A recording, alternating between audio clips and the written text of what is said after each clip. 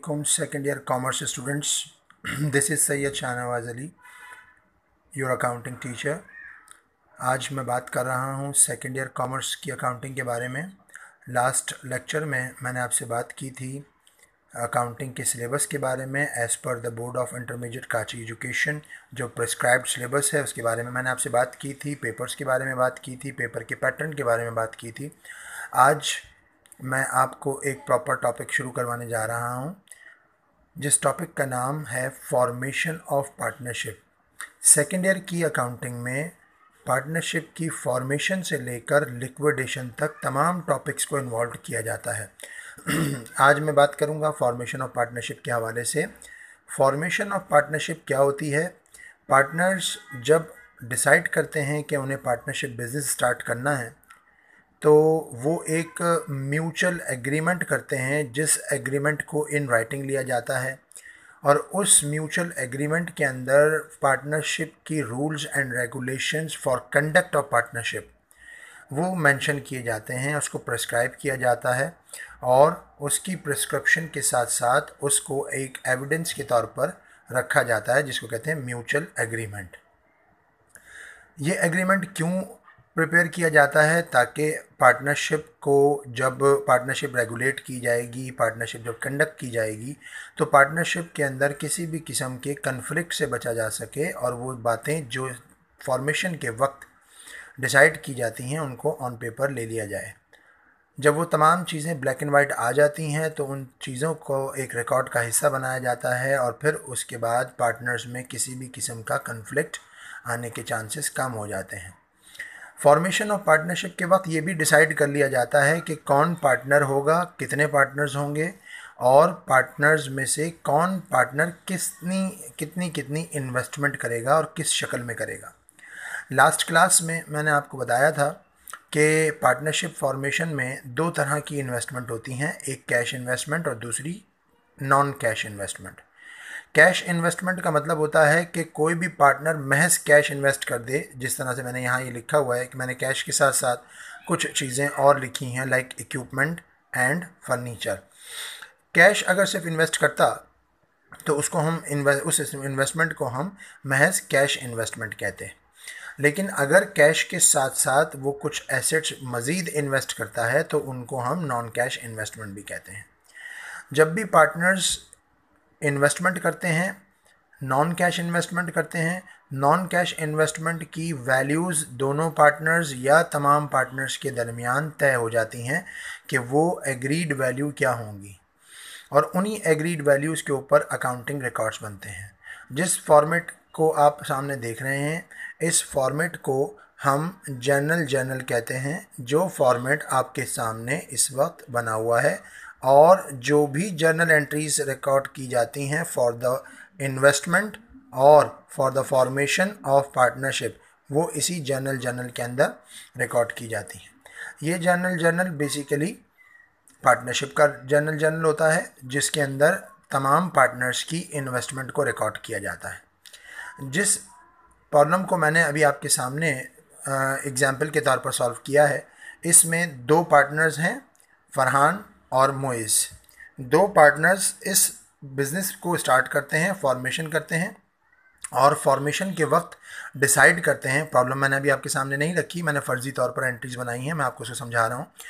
मोइज़ और फरहान ये डिसाइड करते हैं कि they will merge their business. Individual लोग हैं, बिज़नेस कर रहे हैं, एज़ पार्टनरशिप बिज़नेस वो स्टार्ट करेंगे पार्टनरशिप को। और फरहान साहब ने ये डिसाइड किया कि वो कैश, इक्विपमेंट और फर्नीचर लेकर आएंगे, यानी फरहान साहब की इन्वेस्टमेंट होगी कैश, इक्विपमेंट और फर्नीचर। ठीक है। इसी तरह से मोइज़ साहब ने डिसाइड किया कि वो कैश के साथ साथ अपनी शॉप की जो बिल्डिंग है वो भी लेकर आएंगे और कुछ फर्नीचर जो उनके पास अवेलेबल है वो भी लेकर आएंगे।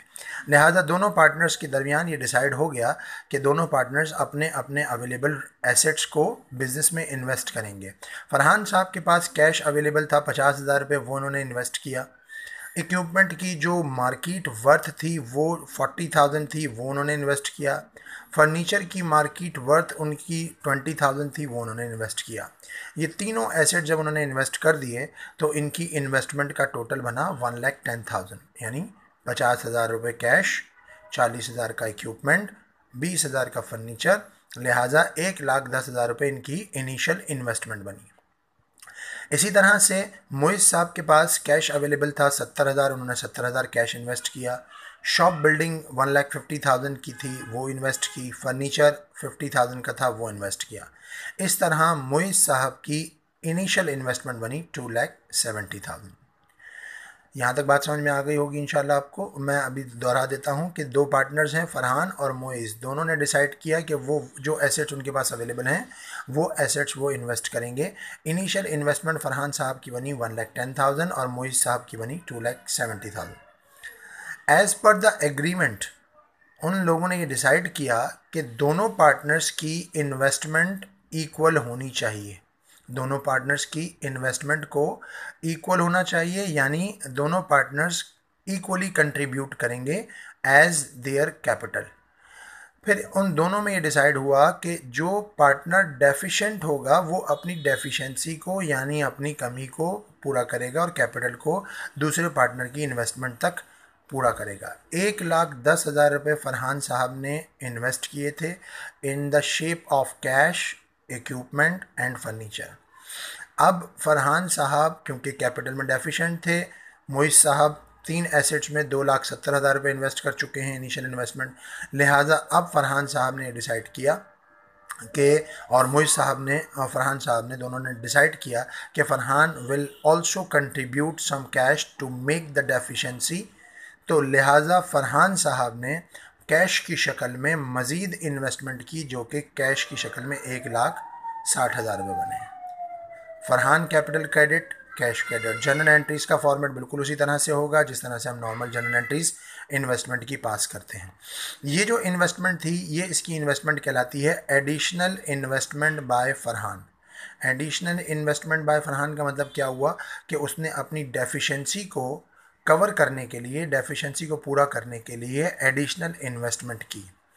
ये वो इन्वेस्टमेंट की जाती है जब पार्टनर्स डिसाइड कर लें आपस में कि हर एक पार्टनर को एक दूसरे के बराबर कैपिटल या किसी एक स्पेसिफिक अमाउंट के बराबर कैपिटल इन्वेस्ट करना है।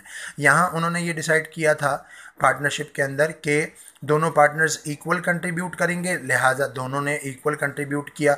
1,10,000 रुपये फरहान साहब की इनिशियल इन्वेस्टमेंट थी, 1,60,000 रुपये उन्होंने मज़ीद इन्वेस्ट किए, तो तकरीबन 2,60,000 रुपये उनकी 2,70,000 रुपये इन्वेस्टमेंट उनकी बन गई, जो कि इक्वलेंट है मोइज़ साहब के।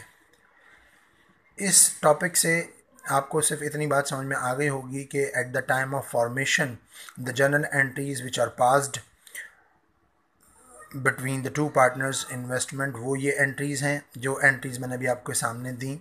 इनमें एक केस हमने भी डिस्कस किया है कि कैश के साथ साथ नॉन कैश इन्वेस्टमेंट कैसे की जाती है।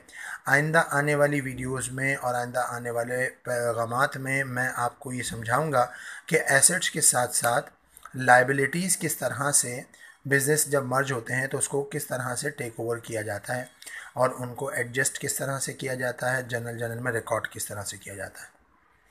इस बात को बहुत अच्छी तरह से समझ लीजिए कि ये वो तमाम की तमाम चीज़ें हैं जो बेसिक्स हैं। फॉर्मेशन ऑफ पार्टनरशिप बहुत बेसिक टॉपिक है, बहुत फॉर्मल टॉपिक है और बहुत रेगुलर टॉपिक है जो कि एग्ज़ाम्स के अंदर फ्रीक्वेंटली आता रहता है। कोशिश कीजिए इसको समझने की। अगर कोई क्वेरीज़ होती हैं तो मुझसे रब्ता कीजिए। बहुत शुक्रिया।